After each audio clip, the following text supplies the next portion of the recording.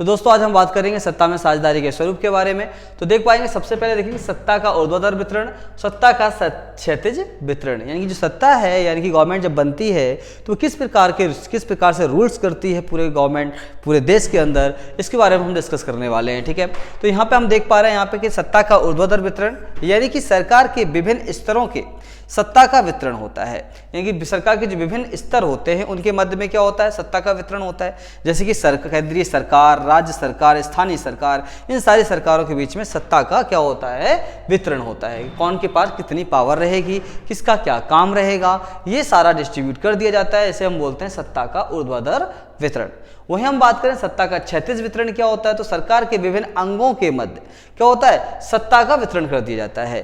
ध्यान रखिएगा, सत्ता का ऊर्ध्वाधर वितरण हमें बताता है क्या करता है, उनके स्तरों के बीच में जो स्तर हैं उनके बीच में सत्ता का वितरण कर दिया जाए। और जो क्षैतिज वितरण है वो हमें बताता है उनके अंगों के मध्य, किसके बीच, उनके अंगों के मध्य में सत्ता का वितरण कर दिया जाए। ठीक है, तो जैसे कि विधायिका, कार्यपालिका और न्यायपालिका क्षैतिज वितरण में आती हैं, वहीं पे केंद्र सरकार, राज्य सरकार और स्थानीय सरकार जो आती हैं वो आती हैं आपकी ऊर्ध्वाधर क्या कह सकते हैं वितरण में। ठीक है, सत्ता का ऊर्ध्वाधर वितरण में क्या है, केंद्र सरकार, राज्य सरकार और स्थानीय सरकार, जबकि सत्ता का क्षैतिज वितरण में आती हैं कार्यपालिका, विधायिका और न्यायपालिका। ठीक है, चलिए विभिन्न सामाजिक समूहों जैसे कि मसलन भाषाई और धार्मिक समूहों के बीच सत्ता का वितरण जैसे कि बेल्जियम में सामुदायिक सरकार ने किया।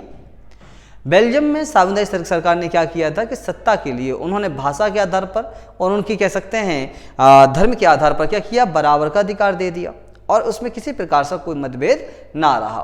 ठीक है, तो जब आप भाषा के आधार पर धार्मिक समूह के बीच सत्ता का वितरण कर देते हैं जैसे कि बेल्जियम ने किया, ये आपका क्या कहलाता है, विभिन्न सामाजिक समूहों के बीच में सत्ता का वितरण। विभिन्न सामाजिक समूहों, दबाव समूहों एवं राजनीतिक दलों के मध्य सत्ता का वितरण यहाँ पे दिया जाता है। यानी कि अगर हम बात करें तो विभिन्न सामाजिक समूह हैं उनके बीच में, दबाव समूह हैं उनके बीच और राजनीतिक दलों के बीच में जब सत्ता का वितरण होता है तो इस प्रकार से भी हम सत्ता में साझेदारी का स्वरूप को तय कर सकते हैं। ठीक है, अगर हम बात करें यहाँ पे तो देखिए ऊर्ध्वाधर जो वितरण है हमारे पास में, लेकिन ऊर्ध्वाधर वितरण से पहले अगर हम बात करें यहाँ पे आप देखेंगे थोड़ा, देखिए ये है क्षैतिज वितरण। ये किसे, ये है हमारा क्षैतिज वितरण। जैसे कि विधायिका कानून का निर्माण करती है, इनकी विधायिका का काम क्या होता है, क्षैतिज वितरण में कानून बनाने का काम करती है विधायिका। ठीक है, जैसे कि आप देख पा रहे हैं यहाँ पे लोकसभा और राज्यसभा और राष्ट्रपति। लोकसभा बिल पास करेगी, फिर वही बिल जाता है राज्यसभा में, फिर राज्यसभा उसको पास करेगा, फिर पास करने के बाद में फिर उस बिल को पास करेगा राष्ट्रपति, और जैसे ही राष्ट्रपति इस बिल को पास करेगा, इस बिल को पास करेगा, वो एक्ट बन जाएगा यानी कि कानून बन जाएगा। ठीक है, और जब तक राष्ट्रपति साइन नहीं करेगा तब तक ये बिल ही है, किसी काम का नहीं है, कागज में कूड़े में फेंक दो इस कागज को, कुछ काम का नहीं रहेगा। लेकिन जब इस पर राष्ट्रपति साइन कर दे, सिग्नेचर कर दे, समझ लीजिए ये जो बिल था, ठीक है, वो क्या बन जाएगा, ये विधेय जो था वो क्या बन जाएगा, कानून बन जाएगा। ध्यान रखिएगा। अब बात करते हैं कार्यपालिका की, तो कार्यपालिका कानून का जो क्रियान्वयन करती है, यानी कि जो विधायिका ने जो कानून बनाया है उस कानून को समाज में, जनता के बीच में, सिटीजन्स के बीच में फॉलो करवाने का काम जो होता है, लागू करने का जो काम होता है वो कार्यपालिका का होता है। और ये कौन कौन कार्यपालिका के अंदर कौन कौन आते हैं, जैसे कि प्रधानमंत्री का पूरा मंत्रालय यानी मंत्री परिषद तथा नौकरशाह। अब नौकरशाह दो प्रकार के होते हैं, स्थायी और अस्थायी। स्थायी वो होते हैं जो खास करके एग्जाम देकर सिलेक्ट होते हैं, जैसे कि यूपीएससी के द्वारा आईएएस, पीसीएस और लोक सेवा आयोग के अंदर काम करने वाले लोग, वो क्या है, स्थायी हैं। वो जब तक उनकी एज नहीं हो जाएगी 60-65 तब तक वो रिटायर नहीं होंगे। अस्थायी में कौन आते हैं, नॉन परमानेंट नौकरशाही, वो भी तो हैं जो 5 साल में चुने जाते हैं। इनके जितने भी नेता आते हैं वो सारे अस्थायी में आते हैं, यानी कि वो 5 साल के बाद में रिटायर्ड हो जाएंगे। जनता चुन लेगी तो ठीक है, नहीं तो बाहर लात मार के बाहर भगा देगी, खैर बाहर भगा देगी। ठीक है, थोड़ा इज्जत से बात कर लेते हैं, नेता लोग हैं, ठीक है ना। तो न्यायपालिका की बात कर लेते हैं, तो न्यायपालिका यानी कानून की व्याख्या करता है। न्यायपालिका क्या करती है, कानून की व्याख्या करती है, जैसे कि सर्वोच्च न्यायालय, मुख्य न्यायालय तथा अन्य जिला एवं सत्र न्यायालय। हम देखें स्थानीय कोर्ट भी होती हैं, स्टेट डिस्ट्रिक्ट कोर्ट भी होती हैं, ठीक है ना। और आप देख सकते हैं खास करके हमारे पास में स्टेट कोर्ट है, खासकर जैसे कि उत्तर प्रदेश में इलाहाबाद हाई कोर्ट, और पूरे भारत का सुप्रीम कोर्ट जो दिल्ली में है ना। और डिस्ट्रिक्ट कोर्ट तो आप जानते ही हैं, और स्थानीय कोर्ट भी होती हैं जिनको सत्र न्यायालय कहते हैं। तो ये काम क्या करती हैं कि स्टेप बाय स्टेप छोटे से एरिया के लिए अलग से न्यायालय होंगी। अगर आपका मसला कोई इतना ज़्यादा है, वहाँ पे निपट नहीं पा रहा है, तो वो आप आगे अपनी फाइल पहुंचाएंगे, तो वो कहाँ पहुंच जाएगा, डिस्ट्रिक्ट कोर्ट में जाएगी। अगर वहाँ पे भी आपका मसला पेच बित गया, वहाँ पे भी नहीं सुलझा, तो आप कहाँ डालोगे, आप स्टेट कोर्ट में डाल दोगे, भैया आपका हाई कोर्ट पहुँच गया।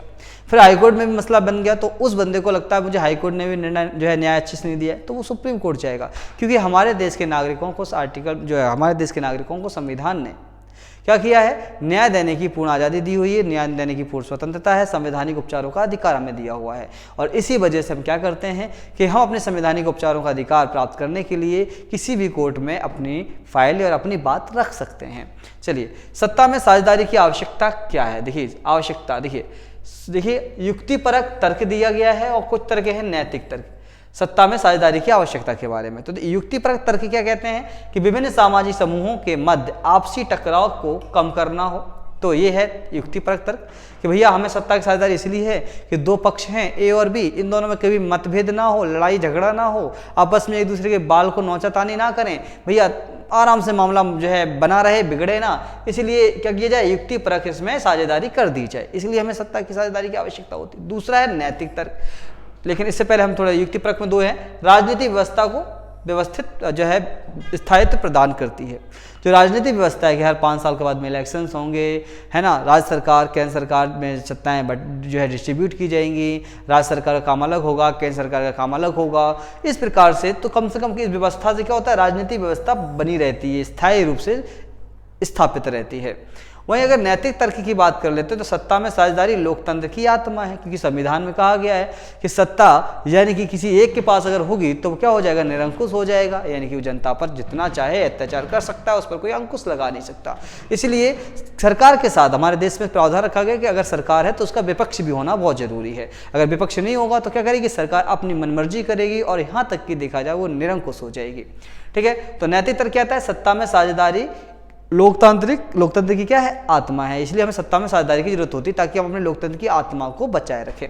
दूसरा है सरकार की वैधता प्रदान करना, यानी कि अगर उसमें सत्ता की साझेदारी हो रही है तो समझ लीजिए आप जो सरकार है वो वैध है, यानी कि खास करके कानूनी नियमों को फॉलो कर रही है। अगर सरकार अपने इच्छानुसार काम करेगी, यानी कि सत्ता की जो साझेदारी की आवश्यकताओं को नैतिक तर्क दिया गया है कि सत्ता की साझेदारी की अगर फॉलो नहीं करती है सत्ता की साझेदारी को, तो समझ लीजिए सरकार कैसी अवैध है, यानी कि वो अब निरंकुश हो चुकी है, इस पर आप कंट्रोल नहीं लगा सकते हैं। और ये खासकर पाकिस्तान में जो आए दिन सरकारें गिरती रहती हैं उसका कारण यही है कि वो नैतिक तर्क से बहुत दूर हैं। ठीक है, चलिए अब हम बात करते हैं यहाँ पे ऊर्ध्वाधर वितरण की। देखो ऊर्ध्वाधर वितरण में हमें क्या पढ़ना है, देखना जो केंद्र सरकार है हमारे पास, ऊर्ध्वाधर वितरण में अगर हम बात करें केंद्र सरकार की तो देखिए ये है केंद्र सरकार।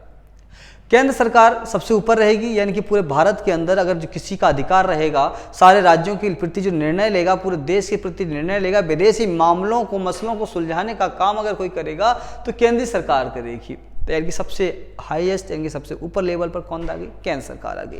फिर सेकंड नंबर पे आता है राज्य यानी कि प्रांतीय सरकारें, यानी कि अब ये राज्यों की सरकारें हैं। अब ये राज्यों की सरकारें कोई भी कानून बनाती हैं, कोई भी नियम लागू करती हैं तो कहाँ लागू करेंगे, वो अपने स्टेट में करेंगे ना। अब उत्तर प्रदेश की सरकार कानून बना रही है उत्तराखंड की सरकार के लिए तो पॉसिबल है, नहीं है, या उत्तराखंड की सरकार कानून बना रही है बिहार की सरकार के लिए पॉसिबल नहीं है। तो जो जिस राज्य की सरकार है वो उसी के लिए बनाएंगे, लेकिन केंद्र तो पूरे भारत में जितने भी राज्य हैं सबके लिए बना सकता है। स्थानीय स्वशासन, अब स्थानीय स्वशासन में जैसे ग्राम पंचायत, ब्लॉक समिति और जिला परिषद। अब मान लीजिए एग्जांपल के लिए ब्लॉक समिति है। अब ब्लॉक समिति मान लीजिए 3 ब्लॉक है ए, बी और सी। अगर ए ब्लॉक समिति है, एक ब्लॉक समिति अपने क्षेत्र इस क्षेत्र के लिए नियम बनाएगी या सी के लिए बनाएगी, तो वो अपने क्षेत्र के लिए कानून बनाएगी, ना कि बी के लिए ना ही सी के लिए। इसी प्रकार ग्राम पंचायतें जिस ग्राम की ग्राम पंचायतें होंगी वो अपने उसी ग्राम के लिए काम करेंगी, ना कि किसी और ग्राम मतलब गांव के लिए काम करेंगी।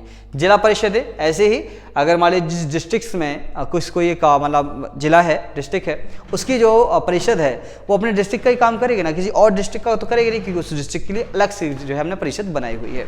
ठीक है ना, तो ये जिला परिषद है। तो स्थानीय स्वशासन को बड़े आराम से हमने किसने भागों बांट दिया है, ग्राम पंचायत, ब्लॉक समिति और जिला परिषद के अंदर बांट दिया है। गृह युद्ध की बात करें तो गृह युद्ध क्या होता है, तो किसी देश में सरकार विरोधी समूहों की जब हिंसक लड़ाइयां ऐसा रूप ले लें कि वह युद्ध सा लगे तो उसे गृह युद्ध कहते हैं।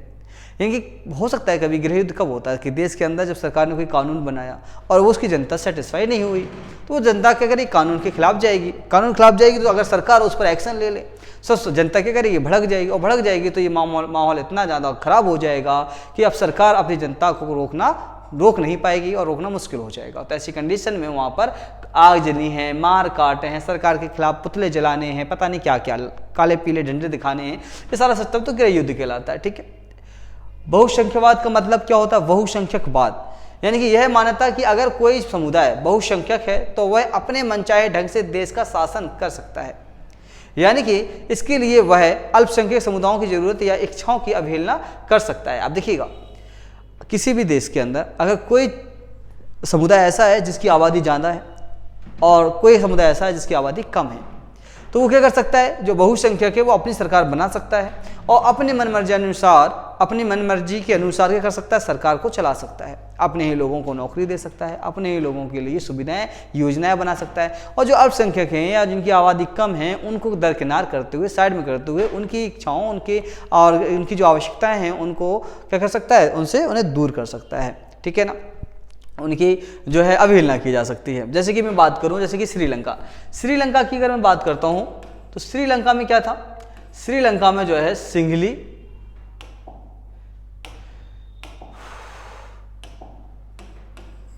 अगर बात करूं श्रीलंका की तो श्रीलंका में कौन कौन थे? सिंघली थे और तमिल थे। सिंघली आबादी ज्यादा थी, 74% थे सिंघली। कहां पे थे? श्रीलंका में। कहां पे थे? श्रीलंका में अगर देखा जाए तो 74% कौन थे? सिंघली, और 18% कौन थे? तमिल। 18% कौन थे? तमिल थे। हालत इतने खराब हो गए थे वहां पे कि जो सिंघली लोग थे वही सरकारें चला रहे थे, और सारे के सारे सरकारी नौकरियां, सारी सरकारी योजनाएं, सारे सरकारी बेनिफिट्स किसको मिल रहे थे? सिंघलियों को। और तमिलों से वो कह देते थे कि तुम हमारे लिए ज़्यादा इंपॉर्टेंट नहीं हो और तुम्हारे लिए हम सरकार में ज़्यादा जगहें भी नहीं रखेंगे। जब इन्होंने क्या किया? तमिल ईलम करके इन्होंने संगठन बनाया तमिलों ने, लेकिन उसका विरोध हुआ और आंदोलन हुए। बाद में सरकार को कुछ बातें इनकी माननी नहीं पड़ी और कहीं ना जाकर अब हाल ठीक ही है, कम से कम मामला अभी तो बना हुआ है, बाद में पता नहीं कब बिगड़ जाए कुछ नहीं मालूम, है ना, चलता रहता है यहाँ पे। तो वही हाल है कि जहाँ बहुसंख्यक हैं वहाँ अल्पसंख्यकों का हालात मुश्किल हो जाता है। अगर सरकारें चाहें तो कहीं ना कहीं ये माहौल ठीक ठाक रहे, बिगड़ ना पाए। जैसे कि भारत में आप देख सकते हैं काफ़ी समय से, यानी कि आज़ादी के बाद से ही भारत में अल्पसंख्यक और बहुसंख्यक बने हुए हैं, किसी प्रकार की दिक्कत नहीं। अभी हाल में करंट में कुछ प्रकार के ऐसे आप शब्द आ जाते हैं, कुछ ऐसी चीज़ें आ जाती हैं जिससे कहीं ना कहीं देश का माहौल बिगड़ता है। इस पर सरकारों को सोचने वाली बात है। अगर सरकारें चाहें तो कहीं ना कहीं ये सारी चीज़ें खत्म हो सकती हैं, और अगर सरकारें ना चाहें तो ये कभी खत्म हो ही नहीं सकती हैं। जो हाल श्रीलंका का है वो भी हिंदुस्तान का होने में ज़्यादा वक्त नहीं लगेगा। खैर, तो ये कुछ पॉइंट थे हमारे यहाँ पे जो हमने डिस्कस किए हैं, खास करके जो ऊर्ध्वाधर वितरण है सत्ता का और चाहे वो क्षैतिज वितरण है सत्ता का, हमने इस पर डिस्कस किया है। तो बाकी देखेंगे अगले चैप्टर में। तब तक के लिए दोस्तों अपना ख्याल रखिएगा। ठीक है, चैनल को सब्सक्राइब जरूर कीजिएगा, वीडियो को लाइक करके और शेयर जरूर कर दीजिएगा। ठीक है, ओके, ध्यान रखिएगा, बाय।